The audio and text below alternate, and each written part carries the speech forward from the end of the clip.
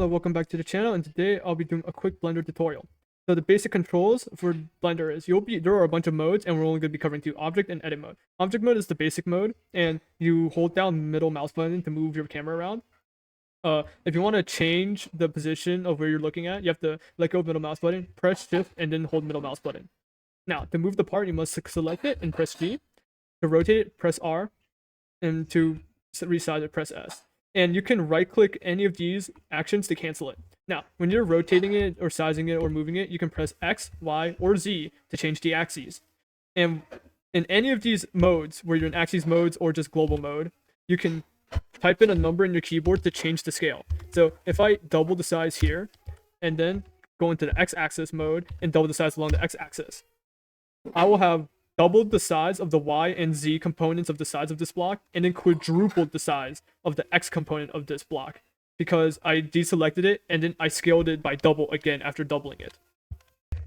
Now that we've done object mode, we can now go into edit mode. So by default, if your settings aren't screwed up, you can press tab to switch to edit mode. In case it doesn't do that, just go up here to the top left corner and switch it to edit mode. Now, in edit mode, there are three main modes or three main selection types that you can do. Face mode, which selects the entire face. Side mode, which selects the sides. And if you select all four sides, it will create a face. And then vertex mode, which allows you to select the vertexes. You select two vertexes with a line between them, you can select the line. And if you select all four vertexes creating a face, you'll select the face. Now, in any of these modes, the main thing you want to know is that pressing E will extrude that part outwards. Now, if I extrude it and press left click to confirm and look inside, the face there is pushed out, and it makes new faces and vertexes from the place it was pushed out. Now from here, I can change the shape of it. And this allows me to create cool shapes. And if I extrude it with a single side, it will produce a single side. And if I go into this mode, vertex mode, and extrude it, I'll create an extra vertex. Now, you can do cooler stuff like, see, I have this weird concave. I can select all these and extrude it, and I'll get an extrusion here. And now, what if you, like, for some reason, somehow create something like this, and you want to connect the dots back? What you do is, first you go into vertex mode, select two vertexes here, and then press F, and it will create a line between these vertexes. Same goes with sides. If you have sides selected, so I select all the sides here and press F, it will automatically create a face to encompass the missing spaces. And if you're for some reason weird and you miss a side and press F, it will do this, and it will automatically create a line to where the gap is. And with that gap, you can select all the sides or all the vertexes and press F, and it will fill in the gap. And if you do this, it will create more vertexes for you to use. So first we have the inset. Inset allows you to, I don't know what I just did there. Oh wait, no, I extruded the whole box. Yeah. Inset is when you press I, and why is this not working? All right, right here. You press I and you can shrink the face and then extrude it from there. And that can do some cool stuff too. If you press B, you can bevel the shape. And beveling is weird. You can only do it precise, and it creates these nice curves around the shape that you want to do. And last but not least, if you want to make super findings, there's a knife, which is K, or you can just select it here. I tend to select it here. And you can cut open your own thing inside of this.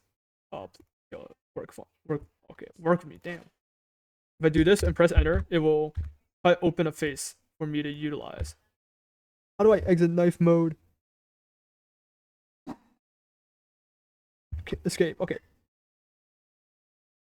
I'll press escape and then select back to move, and you can select your newly found thing. And I was pretty sloppy with the knife tool, but as you can see, the sides that I cut up are now movable. And because of the way I cut it, this part right here isn't actually a face, so be careful with that. Now as for some of the other less niche modifiers. So let me delete this monstrosity. So I switch back to object mode, select my object, and delete the entire thing. And I'll insert a new cube to use. So I'm going to create a little pillar by pressing S, pressing Z, and then pressing forward to make a small little pillar. Now, I want to add more sides to this thing. So there's a thing called loop cut, which is Control R, or you can just go here.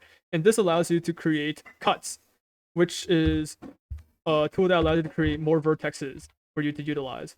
And now that I've created more vertexes, I can use a cool little thing where I can randomize the position of all these pillars down here to, like, I don't know, make a cool looking pillar. So I want to make this pillar a little bigger, and then I'll select all the sides of this pillar like so.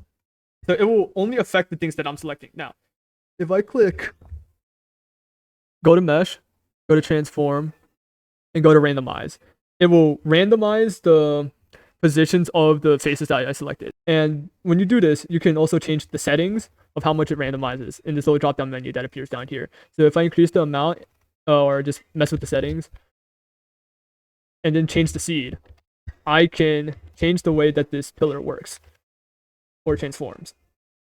And now if I want to duplicate this pillar, I can go into object mode because duplication only works by object, and then open this thing called modifiers. And a simple one is the array. The array makes an array of the same object, and you can change the spacing. You can make it, yeah, you can just change the spacing. I don't know what else you can do here. Now let's pull that all back. I'm going to delete the modifier, and the next modifier that's useful is called erase. I forgot what it was called. Hold on. Oh, decimate. If you have, let's say I just loop cut this entire thing a bunch of times, like so, and then I randomized the entire thing. All right. And storage of this object is probably going to be really high. And now I'm going to mesh, transform, randomize. And now it looks a little grotesque. If I want to simplify the model, and this will also help the space, this decimate modifier, when I scroll it down, will try to reduce the amount of detail on the object by removing unnecessary vertexes. And this will only open, and when you switch to edit mode, you'll still see all the vertexes are there, and that the decimate modifier is only in object mode for appearance.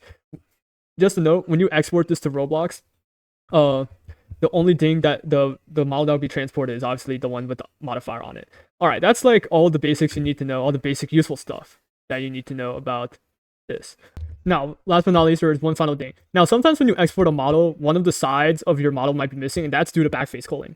So first, in object, to fix this, you have to go into edit mode and press Shift N and press inside. Or you can extrude the side that's missing, and it will really, if you extrude and do nothing, it will still create a side. You can test this by pressing G on the side and see that there is a side there.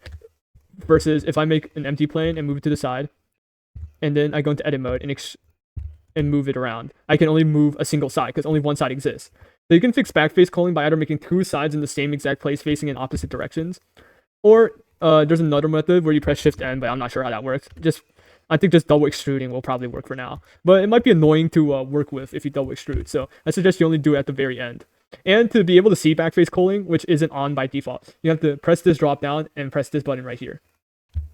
Now to export your creation, press File, press Export, and press FBX, and save it wherever you want. I'll be saving it inside of my videos file. And if I go into Studio and press File, press Export, or no, Import, because I'm importing it from there. Open this up and press this and open. I will get this little menu where I get to see my creation before I import it, and then press Import. And now that it's in here, it'll be put into this import queue drop down, and it's really big. Blender does that. I don't know how to fix that. And yeah, that's how you export your stuff. This is a basic Blender tutorial. Hope it helped you. Goodbye.